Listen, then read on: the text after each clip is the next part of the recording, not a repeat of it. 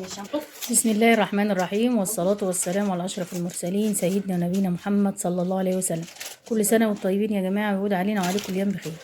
النهاردة بقى قلت أعمل لكم فيديو للحلويات، بس عشان خاطر كل يوم بنعمل فطار وكده، فقلت نعمل فيديو للحلويات. بعد ما جيت كده قلت يلا نصور مع بعض واحنا رايقين كده بعد ما خلصت كل اللي ورايا. فأنا دلوقتي هعمل صينية بسيسة. صراحة هم أختي كانت طالباها مني وأنا عملتها لها. المهم هنا بجيب 5 بيضات، بحط 5 بيضات في الخلاط، وبحط معاهم الزيت والسكر واللبن، عشان مقدار الصينيه ده كبير عن الصينيه العاديه. يعني انا في الصينيه العاديه بحط 3 بيضات او 4 بيضات، ومع 3 كوبايات دقيق وكوبايه لبن وكوبايه زيت وكوبايه ونص سكر. هنا عشان الصينيه انتوا هتشوفوها دلوقتي معايا مقدارها كبير، فانا حطيت 5 كوبايات دقيق، 2 دقيق زيرو و3 دقيق ذره، وحطيت معاهم 5 بيضات وكيسين فانيليا وكيس بيكنج باودر، وحطيت اللبن. هتشوفوا دلوقتي معايا اللبن. انا بحط السكر، حطيت بقى مقدار، شوفوا معايا دلوقتي مقدار كوبايه ونص او كوبايتين ونص سكر، عشان كل حاجه بقيت ازودها يعني الضعف. حطيت هنا هي الكوبايه والتانية، هنا حطيت كمان شويه عشان تبقى مسكره، لان اختي بتحبها مسكره، بتحب الحاجه مسكره، فهي اللي طالباها، فانا قلت اعملها لها مع الحاجه اللي انا هعملها. انا برضو بحط الزيت. صلوا على النبي يا جماعه، وحدوا الله وقولوا لا اله الا الله محمد رسول الله. ما تنسوناش في اللايك يا جماعه، بالله عليكم اللي وصل معانا لحد هنا يحط لنا اللايك والاشتراك في القناه ويفعل زر الجرس. حطيت حوالي كوبايه ونص، كوبايه ونص زيت، وهحط بقى اللبن برضو يعتبر نفس المقدار.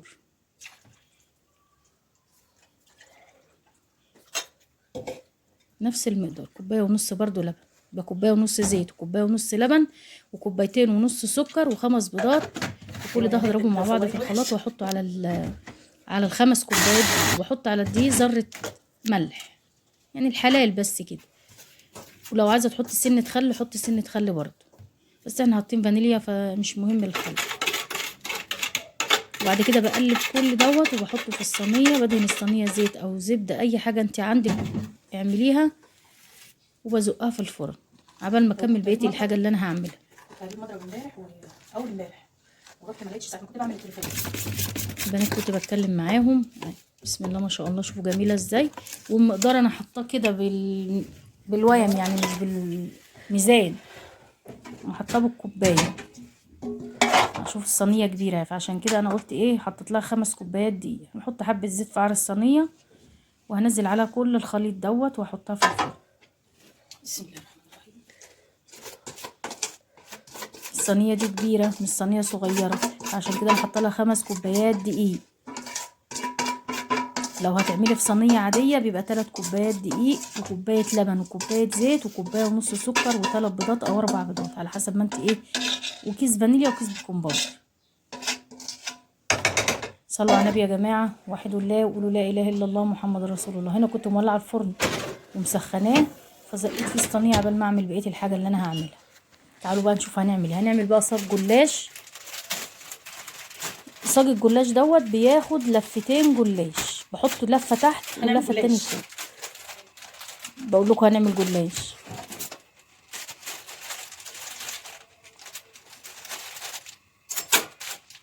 صلوا على النبي يا جماعه، وحدوا الله وقولوا لا اله الا الله محمد رسول الله. اللي وصل معانا لحد هنا يا جماعه ما تنسوناش في اللايك، اللايك بيرفع الفيديو بالله عليكم. هنا بقى بسيح السمنه علشان خاطر اعمل بيها الجلاش.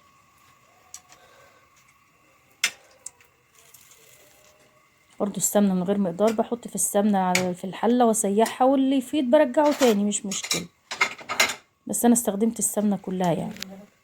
بلف حوالين نفسي ليه؟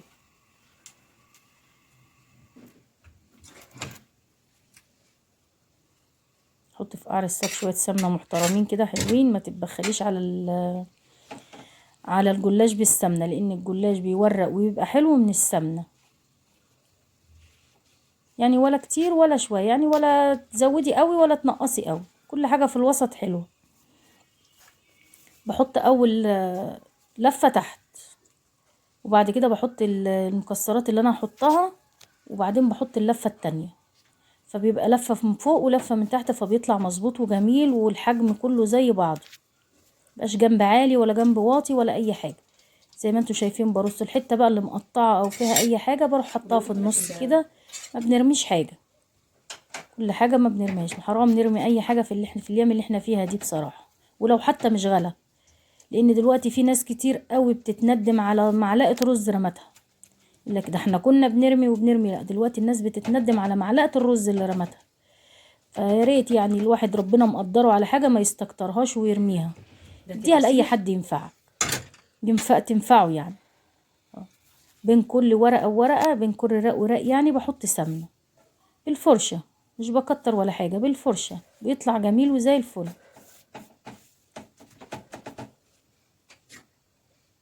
زي ما انتوا شايفين كده، بين كل رق ورق بالفرشة، بس هو تحت بس اللي انا حطيت شوية زيادة عشان قعر الجلاشة تبقى حمرا وحلوة، ما يبقاش ناشف. زي ما انتوا شايفين كده.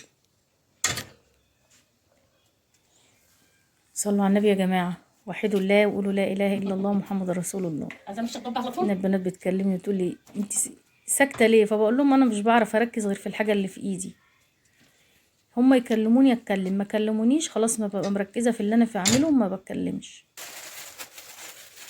انا كنت خلصت اللفة الاولانية. خلاص تحطوا في كيس، المشكلة يعني، المشكلة يعني.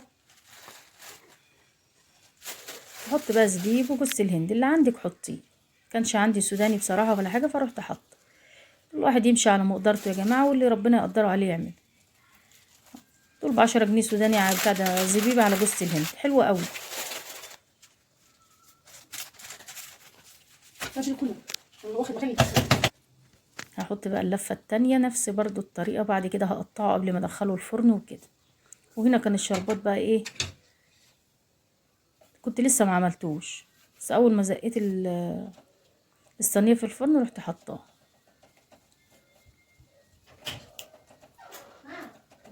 هدي يصير بسرعة ربنا هما نفسه. بقى بيكلموني وانا بقى إيه بتكلم معاهم، ما تكلمونيش ما بتكلمش. قول عنك مش فاضيين. هنا بقى كان محمد اخو حمدي طالع، فبقول له تعالى احنا بنصور فيديو. فين عم؟ تعالى بقول لها عمك، قولي له تعالى. خلصت اللفة التانية وهنقطعها مع بعض. عايزة تعمليها كده بالمربعات اعمليها، عايزة تعمليها بجنب تبقى سمبوكسة اعمليها، التقطيعة اللي تريحك واللي تحبيها اعمليها. انا بدو احط ايدي كده واروح مقطعة عشان كله يبقى مقاس واحد. بقطعوا لي ايديا، كل حاجة اتعلقوا عليه. السكينة يا ريت تكون حامية عشان ما يتهرش منك. بس كله بين.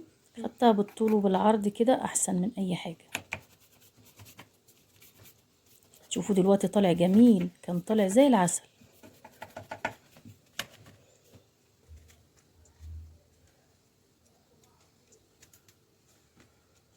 بقيت السمنة بقى حطيتها من على الوش كده عشان يبقى جميل كده وحلو.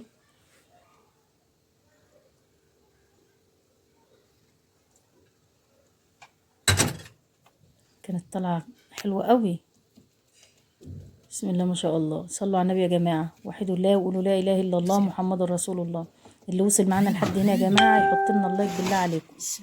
أو شوفوا بسم الله ما شاء الله صينية البسيسة عاملة ازاي، ملهاش حل، الله أكبر. حطيت السكينة من النص كده عشان أشوفها، لقيتها حلوة، بقول لكم حلوة. حطوا اللايك بقى عشان صينية البسيسة دي. بس بوسي بتعمل بسيسة، الله يرحمك يا أمي، الله يرحمك ويسامحك. الله يرحمها اللي كانت بتدلعني تقول لي يا بسيسة، الله يرحمها ويسامحها، الله يرحمها. صلوا على النبي يا جماعة، وحدوا الله وقولوا لا إله إلا الله محمد رسول الله. هنا بقى أحط صينية الجلاش. عايزين بقى نعمل العسل. هعمل بقى إيه العسل. أنا عشان كان عندي حاجات فرحت حاطة سكر كتير، برضو أنا ما بقدرش بمقدار يعني. حطيت السكر وحطيت عليه المية وهسيبه يغلي، وهحط الليمونة بعد ما يغلي، وبسيح سمنة تاني عشان شوفوا دلوقتي هنعمل بها ايه. والله ما كانتش راضية تولع، كانش عاجبها الحقيقة. بقول لكم الليمونة بعد ما يغلي. هنعمل بقى دلوقتي صينيه بسبوسه، برضو الصينيه برضو كبيره.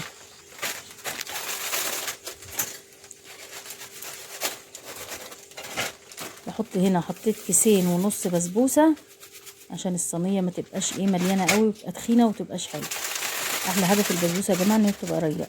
انا بجيب البسبوسه اللي هي المكيسه ديت، عشان بصراحه بقى اللي هو السايب بيبقى محتاج تاني سكر ومحتاج جوز الهند، فانا ممكن ما تعرفيش تظبطيه، فانا بجيب الايه هنا اهو. حطيت 2.5،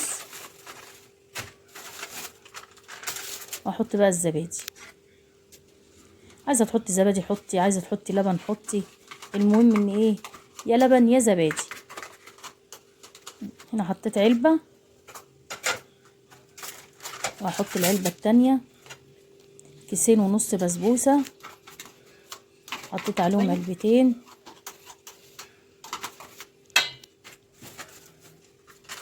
حطيت 3 علب، انا فاكره ان انا حطيت علبتين، لا حطيت 3 علب ليهم.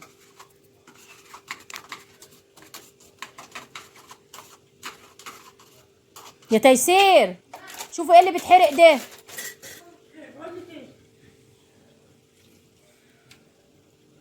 حطيت السمنه برضو، مش بمقدار برضو السمنه، بحطها كده بالويم، كل حاجه بحطها كده بمقدار عندي انا في دماغي يعني.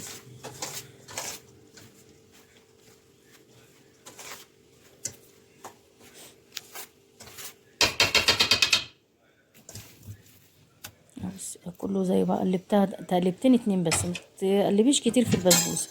هنا الصينيه بقى كنت نسيت ادهنها قبل ما اعمل ايديا، فقلت ادهنها بعدين. حط حبه سمنه، عندك طحينه بقى حط طحينه، بس انا بصراحه ما كانش عندي طحينه فحطيت السمنه. دهنت الصينيه ورحت حاطه فيها المقدار، وايه هوزعه كده بايديا، ابل ايدي ميه واوزعه.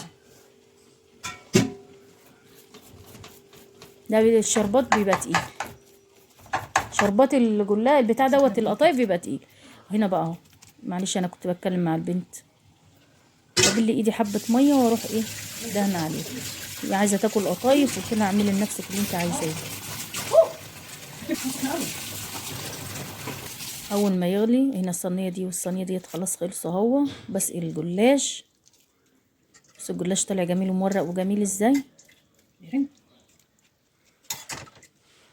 اول ما بيطلع من الفرن بروح ساقيه على طول.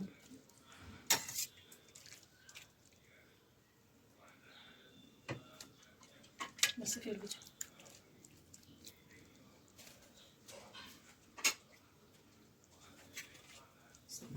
جميل بسم الله ما شاء الله، طالع زي البلحه الحمراء زي ما بيقول. حلو ازاي، مورق وزي العسل. وهنا صينيه البسيسك برضو حلوه وجميله، حطوا لها اللايك يا جماعه. هنا بقى صينيه البسبوسه كانت خلصت برضو، عملت لها عسل برضو تاني عشان العسل ما قضاش.